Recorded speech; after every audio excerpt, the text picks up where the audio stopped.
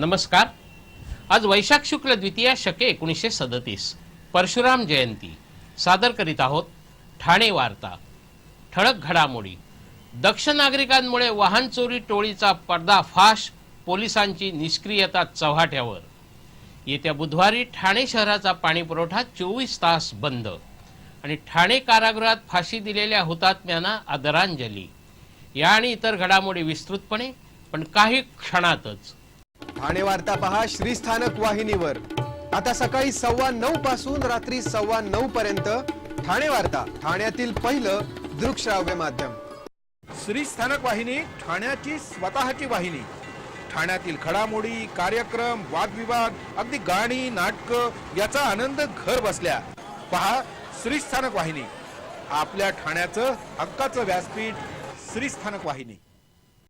ठाणे वार्ता आता संकेतस्थळावर देखील ठाणेवार्ता.com वर क्लिक करा आणि ठाण्याच्या घडामोडी जाणून घ्या। ठाण्यातील पहिलं ऑनलाईन माध्यम ठाणेवार्ता.com। नमस्कार मंडळी, दर रविवारी पाहायला विसरू नका। नमस्कार मंडळी, आपल्या प्रश्नांचं थेट उत्तर। ठाणे वार्ता पहा श्रीस्थानक वाहिनीवर। आता सकाळी 9:15 पासून रात्री 9:15 पर्यंत ठाणे वार्ता, ठाण्यातील पहिलं दृकश्राव्य माध्यम। वाहन चोरी झालेल्या मालकाच्या शोध मोहिमेमुळे एका वाहन चोर टोळीचा पर्दाफाश झाला असून पोलिसांनी या प्रकरणी योग्य तपास केल्यास एखादी मोठी टोळी पोलिसांच्या हाती लागण्याची शक्यता आहे। ठाण्यातील वागळे इस्टेट परिसरात राहणारे जाहिद खान या भंगार व्यावसायिकाची बोलेरो जीप 15 एप्रिलला चोरीला गेली होती। या प्रकरणी वागळे इस्टेट पोलिसांकडे तक्रार केल्यानंतर जाहिद आणि त्याचा भाऊ सद्दाम यांनी आपल्या मित्रांसह बोलेरो जीपची शोध मोहीम सुरू केली। तेव्हा घोडबंदर रस्त्यावरील फाउंटन टोल नाक्यावरील CCTV मध्ये चोरटे गाडीसह दिसून आले। त्यानुसार पुढे दहिसर चेक नाका आणि चारोटी नाका तपासून गाडी मीरा रोड मध्ये असल्याची खात्री केली। भाईंदर मीरा रोड परिसरातील गल्लीबोळात शोध घेण्यास सुरुवात करताच कोंडीत अडकलेल्या चोरट्यांनी पुन्हा फाउंटन टोल नाक्यावरून पळून जाण्याचा प्रयत्न केला। त्यावेळी मोहम्मद राईन हा जाहिदच्या तावडीत सापडला, पण त्याचा साथीदार मात्र पळून जाण्यात यशस्वी झाला। चोरट्यांशी झालेल्या झटापटीत फुरकान खान हा सद्दामचा मित्र जखमी झाला। या शोध मोहिमेत आणखीन 3 बोलेरो गाड्यांचा छडा लागला। या चोरट्याला वागळे इस्टेट पोलिसांच्या ताब्यात देण्यात आलं, मात्र त्याला या प्रकरणी जामीनही मिळाला। या चोरट्याच्या मोबाईलमध्ये हिंदी चित्रपट अभिनेता ओम पुरी सोबत छायाचित्र असून त्याच्या मोबाईलमध्ये जवळपास 550 गाड्यांचे क्रमांक होते। जीवावर उदार होत जाहिदनी चोरट्याला पकडून दिल्यानंतरही पोलिसांकडून फारशी कारवाई होत नसल्याची जाहिदची तक्रार आहे। पोलिसांनी योग्य तपास केल्यास एक मोठी आंतरराज्य टोळी हाती येण्याची शक्यता व्यक्त होत आहे। कळव्यातील 91 धोकादायक इमारतींना ठाणे महापालिका प्रशासनानं जागा रिकाम्या करण्याच्या नोटिसा बजावल्या आहेत। यामुळे अशा इमारतींमधून राहणाऱ्या रहिवाशांमध्ये घबराट निर्माण झाली आहे। ठाणे महापालिका क्षेत्रामध्ये धोकादायक इमारतींची संख्या मोठ्या प्रमाणावर असून दरवर्षी पावसाळ्यापूर्वी नोटिसा बजावण्याचं काम पालिका प्रशासनातर्फे केलं जातं, मात्र त्यापुढे काहीच होत नाही। कळवा प्रभाग समितीतर्फे या 91 धोकादायक इमारतींना नोटिसा पाठवण्यात आल्या असून इमारत खाली न केल्यास त्याची जबाबदारी रहिवाशांवर असेल असा इशारा देण्यात आला आहे। पारसिक डोंगरावर असणाऱ्या झोपड्यांनाही नोटिसा बजावण्यात आल्या आहेत। पावसाळ्याच्या काळात दरड कोसळण्याची भीती असल्याने रहिवाशांनी पर्यायी व्यवस्था करावी असा इशारा पालिका प्रशासनाने दिला आहे। मात्र आम्ही जायचं कुठे असा या रहिवाशांचा सवाल आहे। कळवा रेल्वे स्थानकातून कल्याणकडे जाणाऱ्या उपनगरीय गाडीच्या पेंटाग्राफला लागलेल्या आगीमुळे निर्माण झालेल्या गोंधळात 4 प्रवासी जखमी झाले। दर शनिवार रविवारच्या मेगा ब्लॉकमुळे प्रवाशांचे हाल सुरू असतानाच काल हा प्रकार घडल्याने मध्य रेल्वेची उपनगरीय सेवा तासभर विस्कळीत झाली होती। छत्रपती शिवाजी टर्मिनसहून निघालेल्या कल्याणकडे जाणाऱ्या धीम्या मार्गावरील गाडीच्या पेंटाग्राफमधून सकाळी 8:30च्या सुमारास कळवा रेल्वे स्थानकातून धूर येऊ लागला। गाडीने कळवा रेल्वे स्थानक सोडल्यानंतर पुन्हा काही वेळाने गाडीमध्येच थांबवण्यात आली। डब्याला आग लागल्याचं समजून प्रवाशांनी घाबरून गाडीतून उड्या मारल्या।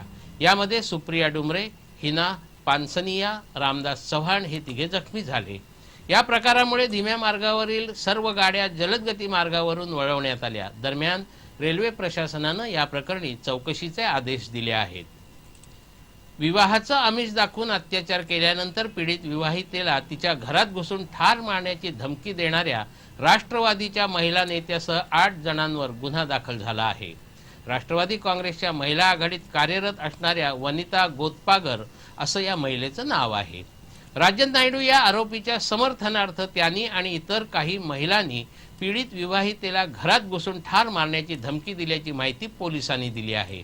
राजन नायडू यांनी 2008 पासून या महिलेचं लग्नाचं आमिष दाखवून शोषण केल्याचं या महिलेने आपल्या तक्रारीत म्हटलं आहे. ठाणे वार्ता पहा श्रीस्थानक वाहिनीवर. आता सकाळी 9:15 पासून रात्री 9:15 पर्यंत ठाणे वार्ता, ठाण्यातील पहिलं दृकश्राव्य माध्यम. आपला परिसर स्वच्छ आणि सुंदर ठेवण्यासाठी ठाणे महापालिकेत सहकार्य करा. ओला सुका कचरा वेगवेगळा जमा करा आणि रोगराईपासून मुक्तता मिळवा. ठाणे वार्ता आता संकेतस्थळावर देखील ठाणेवार्ता.com वर क्लिक करा आणि ठाण्याच्या घडामोडी जाणून घ्या. ठाण्यातील पहिलं ऑनलाईन माध्यम ठाणेवार्ता.com. डॉक्टर आणि रुग्णांचं पिढ्यानपिढ्यांचं जिव्हाळ्याचं नातं म्हणजेच डॉक्टर बेडेकर हॉस्पिटल. आता अत्याधुनिक सोयी सुविधा आणि तंत्रज्ञान युक्त वंध्यत्व निवारण केंद्रात IVF आणि टेस्ट ट्यूब बेबीचीही सुविधा. Doctor Bedekar hospital, Maharshi Karvepath, Thane. 65 वर्षांची निरंतर सेवा. Jaipuri jewellery exhibition cum sale. 50% बचत. American diamond sets, mangalsutra, fancy bracelet, fancy earring top, radium आणि गोल्ड प्लेटेड बांगड्या आणि अन्य ज्वेलरी फक्त जयपुरी ज्वेलरी एक्झिबिशन मध्ये. अशोका बेसमेंट जवळ, गोखले रोड, नौपाडा, ठाणे पश्चिम. ठाणे वार्ता पहा श्रीस्थानक वाहिनीवर. आता सकाळी 9:15 पासून रात्री 9:15 पर्यंत ठाणे वार्ता, ठाण्यातील पहिलं दृकश्राव्य माध्यम. ठाणे शहराच्या काही भागाचा पाणी पुरवठा येत्या बुधवारी सकाळी 9 वाजल्यापासून पुढील 24 तास बंद राहणार आहे. 15 जुलैपर्यंत पाणीसाठा उपलब्ध होण्याच्या दृष्टीने लघु पाटबंधारे विभागाने सध्या 14% पाणी कपात लागू केली आहे. या पाणी कपातीनुसार शहराचा पाणी पुरवठा दर बुधवारी बंद ठेवला जातो. येत्या बुधवारी म्हणजे 22 एप्रिलला सकाळी 9 वाजल्यापासून गुरुवारी 23 एप्रिल रोजी सकाळी 9 वाजेपर्यंत पाणी पुरवठा बंद ठेवला जाणार आहे. त्यामुळे घोडबंदर रस्ता, बाळकोम, ढोकाळी, कोलशेत, पवारनगर, खारटन रस्ता, महागिरी आणि साकेत कॉम्प्लेक्सचा पाणी पुरवठा या कालावधीत 24 तास बंद राहणार आहे. समता विचार प्रसारक संस्थेतर्फे आयोजित करण्यात आलेलं शिबिर हे तरुण पिढीला आत्मभान आणि समाजभान देऊन त्यांच्या जीवनाला कलाटणी देणारं शिबिर असल्याचे गौरवोद्गार नंदिनी आणि अविनाश बर्वे दाम्पत्यांनी काढले. समता विचार प्रसारक संस्थेतर्फे आयोजित करण्यात आलेल्या संस्कार शिबिराचा समारोप काल झाला. त्यावेळी बर्वे दाम्पत्यांनी हे गौरवोद्गार काढले. या शिबिरातील मार्गदर्शन विद्यार्थ्यांचा समाजविषयी निकोप दृष्टिकोन घडवण्यास कारणीभूत होतो असं बर्वे सरांनी सांगितलं. तर या शिबिरात आत्मसात केलेले विचार आणि आचार स्वतःच्या जीवनात अंगीकारताना त्याचा समाजात इतरत्र प्रसार करावा असं आवाहन बर्वेबाईंनी यावेळी केलं. 15 ते 19 एप्रिल दरम्यान येऊर इथे आयोजित करण्यात आलेल्या या निवासी शिबिरात 90 मुलं मुली सहभागी झाली होती. या शिबिरात संवाद, गटचर्चा, प्रात्यक्षिकं, कृतीसत्र, श्रमदान, योग, नाटकं, गाणी, खेळ अशा भरगच्च कार्यक्रमांची रेलचेल होती.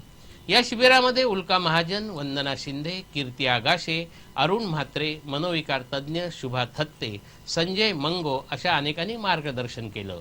यावेळी मुलांनी शिबिरातून काय गवसलं हे भाषण, नाट्य अशा माध्यमातून सादर केलं. संतोष आकटे आणि इतर कलाकारांनी नाट्यगंध हा नाट्यगीतांवर आधारित कार्यक्रम अलीकडे सादर केला. संगीत सुवर्णतुला, संगीत मानापमान, संगीत जय जय गौरी शंकर, संगीत मंदारमाला, संगीत कट्यार काळजात घुसली अशा गाजलेल्या विविध संगीत नाटकातील पदं लहान मुलांनी अतिशय तयारीने सादर करून रसिकांची वाहवा मिळवली. या नाट्यगंधाची सुरुवात बालगंधर्व यांच्या नाटकातील नांदिनी झाली. विलोपिले मधुमिलनातया, सोहम हर डमरू बाजे हे पंडित राम मराठे यांनी अजरामर केलेलं नाट्यपद अशी एकापेक्षा एक गाजलेली नाट्यपदं सादर करून या मुलांनी रसिकांची दाद मिळवली.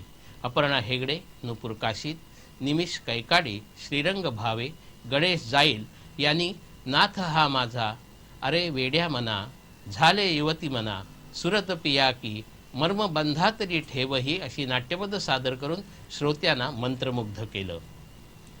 ठाणे कारागृहात स्वातंत्र्य सैनिक अनंत कानेरे, कृष्णाजी कर्वे आणि विनायक देशपांडे यांना काल आदरांजली वाहण्यात आली. हिंदू महासभेतर्फे यासाठी एका कार्यक्रमाचं आयोजन करण्यात आलं होतं. इंग्रज राजवटीतील क्रूरकर्मा अधिकारी जॅक्सनचा वध करणाऱ्या अनंत कान्हेरे, कृष्णाजी कर्वे आणि विनायक देशपांडे यांना ठाणे कारागृहात 19 एप्रिल 1910 रोजी फाशी देण्यात आलं होतं. नाशिकमध्ये जॅक्सनचा वध करण्यात आल्यानंतर कान्हेरे, कर्वे आणि देशपांडे हे तिघे स्वातंत्र्य सैनिक 6 महिने ठाणे कारागृहात होते. त्यांना कारागृहातच फाशी देण्यात आली. या घटनेला 105 वर्ष पूर्ण झाली. या निमित्ताने हिंदू महासभेच्या वतीने ठाणे कारागृहात या तिन्ही हुतात्म्यांच्या प्रतिमांना पुष्पहार अर्पण करून आदरांजली वाहण्यात आली.